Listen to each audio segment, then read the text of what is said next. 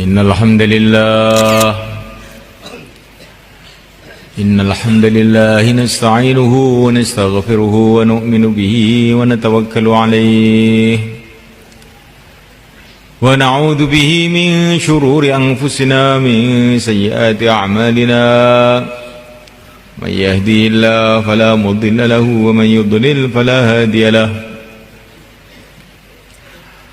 أشهد أن لا إله إلا الله وحده لا شريك له وأشهد أن سيدنا ومولانا وحبيبنا محمدا عبده ورسوله اللهم صل وسلم وبارك عليه وعلى آله وأصحابه والتابعين لهم إلى يوم القيامة أما بعد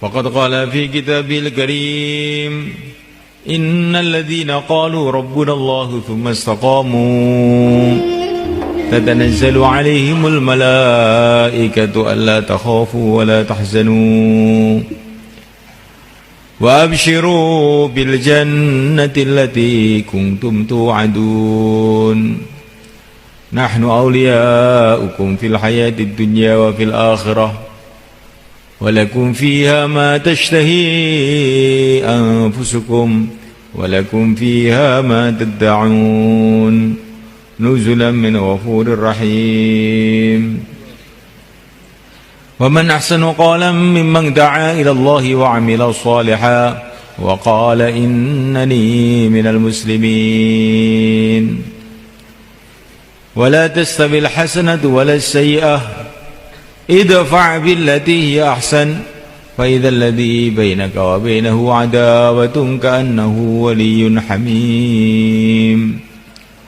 وما يلقاها إلا الذين صبروا وما يلقاها إلا ذو حظ عظيم.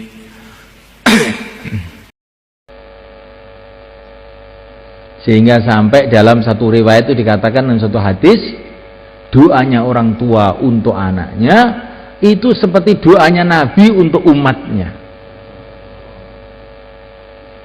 Maka hati-hati itu jadi ayah jadi ibu itu. Doa-doa kamu tuh sangat bernilai. Tapi bagaimana kita mungkin berdoa kalau kita tidak tahu nilai apa yang kita minta itu? Kalau orang tuh tahu nilainya anak hafid Quran, bahwa nanti akan memberikan syafaat pada hari kiamat kepada keluarganya. Kalau dia membaca Quran, ayahnya dapat pahala, ibunya dapat pahala. Sampai diceritakan para ulama itu ada orang tuh banyak dosanya, mati, disiksa di kuburnya. Anaknya waktu itu masih kecil, anaknya agak besar, terus pergi ke masjid mulai belajar Bismillahirrahmanirrahim. Langsung Allah mengatakan kepada malaikat yang bagian nyiksa di kubur itu, hentikan. Anaknya di dunia membaca kalamku, kok ayahnya dikubur disiksa? Tidak. Jangan disiksa lagi.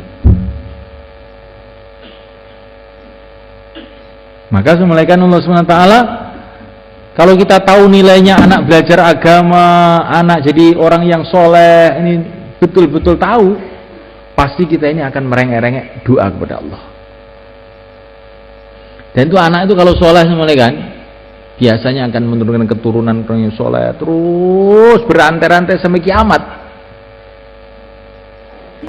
Kalau tidak keturunannya, ya ilmunya akan berantai-rantai, bersambung-sambung, manfaatnya sampai kiamat, dan kita dapat pahalanya terus. Maka anak soleh itu penting semalakan. Dan kalau anak kita itu soleh, kita jangan khawatir apa-apa. Sayyidina Umar bin Abdul Aziz, ini khalifah pada tahun 100 Hijrah. Ini cucunya Sayyidina Umar bin Khattab, yang amalannya itu mirip dengan Sayyidina Umar bin Khattab.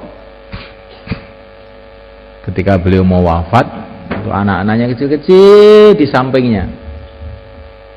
Anaknya itu pakaiannya itu sederhana-sederhana, tambal-tambal, saking miskinnya. Padahal beliau ini khalifah, presidennya waktu itu, rajanya pada waktu itu. Sehingga familinya itu datang kepada Sayyidina Umar. Ya Amirul Mukminin, ini anak-anak kamu kayak begini ini. Ini saya punya harta halal 100%. Saya berikan kepada kamu. Saya tidak perlu harta. Sudah mau mati untuk apa harta?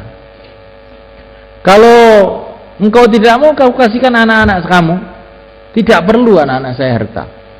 Kan miskin-miskin anak kamu. Tidak perlu. Jangan kamu kasih harta anak saya.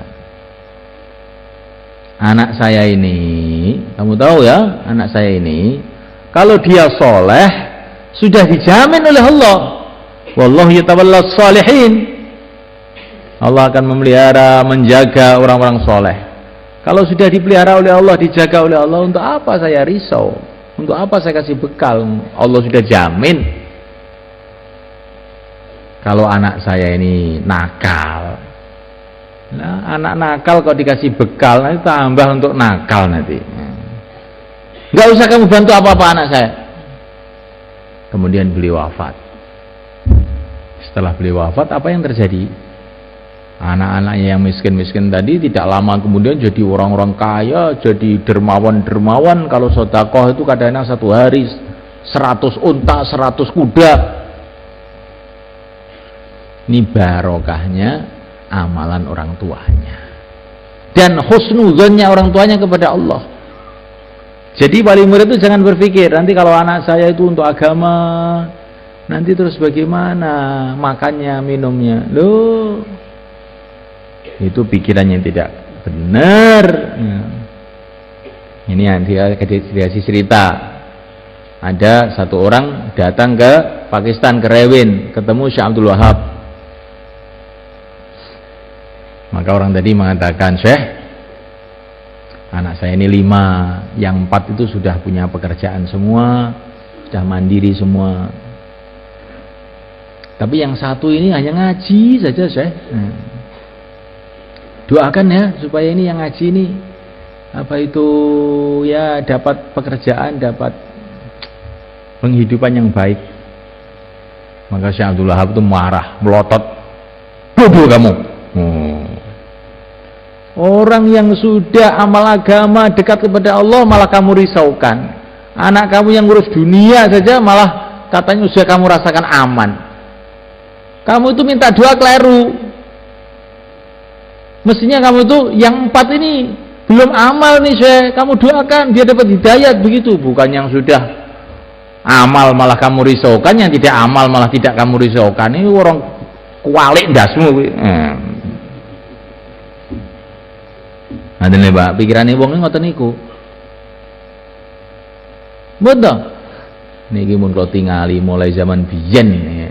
Mulai zaman dulu nggak ada kiai kelaparan tuh nggak ada. Malah sekarang tuh banyak kiai mati karena kegemukan. Ya. Kebanyakan makan. Ya. Bukan kelaparan. Kemarin saya baru akad walimah di Syafi'iyah itu, ada anak-anak yang saya kirim ke Bunta itu. Maka wali muridnya saya kasih tahu itu, ini loh anak kamu itu ngaji aja di sana, sekarang di sana dipanggil kiai.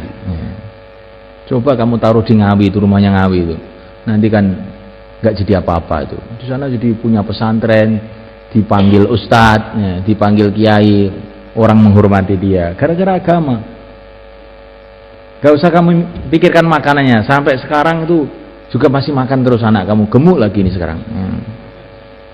Jadi jangan gara-gara urusan-urusan dunia kemudian kita ini lemah dalam mendidik anak kita untuk agama. Ini bukan berarti terus orang agama itu nggak boleh kerja, bukan begitu. Tapi jangan takut urusan itu. Kalaupun orang agama itu kerja, niatnya ibadah, cari rezeki yang halal itu ibadah. Tapi rezeki itu sudah ditulis. Rezeki sudah ditulis oleh Allah. Kalau orang itu memang ditulis oleh Allah itu kaya, ya tetap kaya.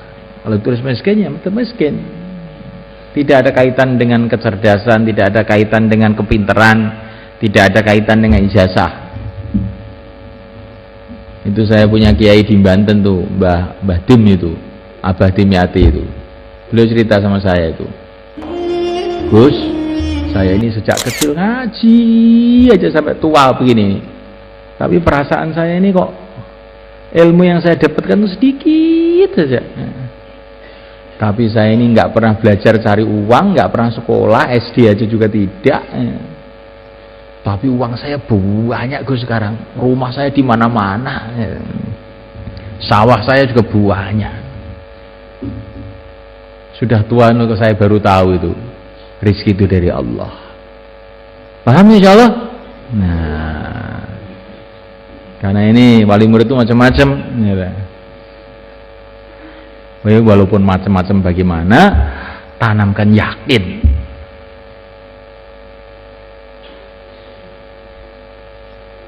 Saya dengan kamu, dengan semua santri sama saja.